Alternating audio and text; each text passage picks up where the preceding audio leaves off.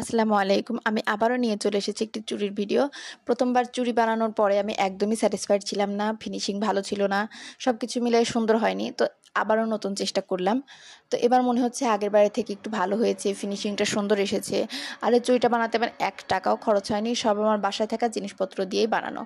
আর দেখুন হাতে পরার পরেও কি সুন্দর লাগছে। আপনারা চাইলে অবশ্যই বাসায় বানাতে পারেন। আমি চুড়িতে যে ফুলগুলো ও বউগুলো ব্যবহার করেছি সুতার, সেগুলো একটা লেস থেকে উঠিয়ে ব্যবহার করেছি।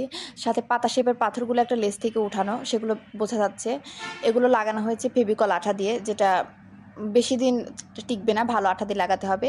চিকন চুড়ির বেজ হিসেবে আমি কাঁচা চুড়িটা ব্যবহার করেছি। মোটা চুড়ির বেজ হিসেবে আমি সাদা আর গোল্ডেন কালার চুড়িটা ব্যবহার করেছি। কাপড়টা আমার একটা জামার ছিল ঘরে।